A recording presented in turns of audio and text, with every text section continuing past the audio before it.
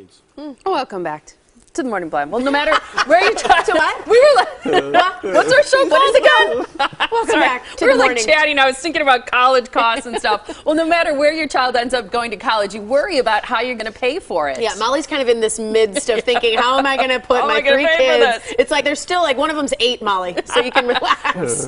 But one thing's for sure, I don't think it's ever too early to start planning. So there's a lot of parents out there who need these 2 guys who can help you navigate the process. It's Chad Harbeck and J.W. Hindman. Did I say it right? Hindman. Darn it, we talked about this in I told you it was Hindman. And I said, no, it's Hindman. She was Hindman. I win. Awesome. Pay me. But see, the best part is people are going to call you and be like, I just want that guy. Hindman guy. Yeah, the Hindman guy. Yeah. Well, they're college funding specialists with integrated college planning, and they're here, regardless of their names, to tell us more. What's up, guys? What's a big misconception for parents like me who are totally clueless about paying for college? And freaking out about their children. Yeah, exactly.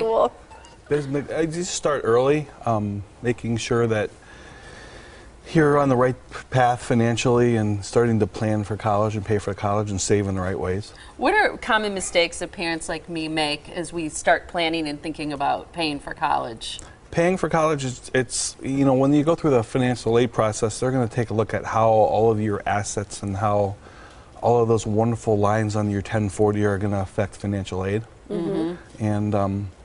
And they change rules every once in a while, like the IRS, so I get to read all the wonderful documentation from the Department of Education to figure out what's changed every year. You do it for the parents, right? I mean, you know all of the rules and the guidelines so that you don't have to waste your time trying to figure it all out. January 1st is an exciting day for me because that's when they post the new information on the Department of Education, changes in the rules. Yeah. How many pages?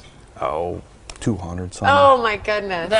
That's reading that'll put you right to sleep at night. So if you've got a junior or senior, is that the right time to start looking, or do you need to start when they're younger, or can you start later? Sophomores and juniors right now who we're focusing on. If you're a senior and you've gone through it, we had somebody come in last night that had a senior. They attended the workshop and they were going to send their child to a state school, either in Minnesota or Wisconsin, and they came to me after the workshop and they said we had no idea. We looked at sticker shock, $60,000 a year. We can't afford that, so we're not going to bother to apply to that school. Yeah, the numbers actually that you showed earlier in the earlier segment, that's what we would call the sticker shock. Absolutely. And so it's okay. Okay. But the thing is that when you start looking at the price of college, that doesn't really get into how much money that the colleges are going to give you for free. So if you apply to those colleges, you may actually get a boatload of money, which was going to reduce that expense and really not make it that bad. So even some private schools will give you money to attend? Yes, they're trying to get the best students at their school. How do you figure out which colleges are going to give you the most money? We have information in our office. We know historically what each college has given out. We work our way through it and look at what the academic performance of the student is, and based on their AP classes and grade point average and ACT score, we try to fit them into the appropriate colleges that they're going to be in the top 10 to 25% of the entering freshman class. Why do you say that financial aid can be hazardous to your wealth? Financial aid night can be hazardous to your wealth. Ah. We quite often hear from a lot of the families that come in that they're told that all they have to do is fill out this FAFSA form and that's it, and mysteriously and miraculously they're going to get a great financial aid award in March and April.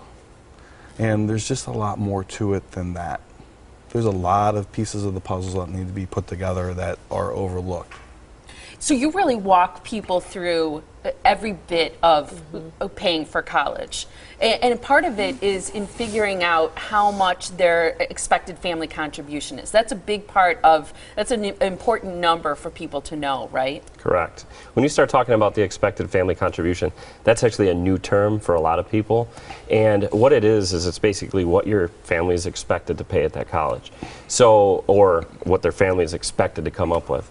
Then once you've figured out what your expected family contribution is, after you take the cost of the attendance, subtract it from there, it's going to give you what the need is. So you're going to want to know what the need is, because you can reduce your EFC, you can reduce the amount, or actually you can increase the amount of need, which then in turn you go to a college that gives and covers 100% or 85% of that need. that's basically making college a little bit less expensive for you. And what I think is great is you go through the EFC in these workshops that you have. So we want to put up all the information for the workshops so parents can come out, learn what their expected family contribution is, because the next free college funding workshops from 6:30 to 7:45 are starting February 18th. That's in Oak Creek and Johnson Creek, and then February 20th in Mequon and Hartford. To register, you go to their website, integratedcollegeplanning.com, and here's the information for Integrated College Planning. They're on Silvernail Road in Pewaukee. You can call them for more information at 262-574-9242. Thanks so much, gentlemen. Thank you. Thanks, you guys.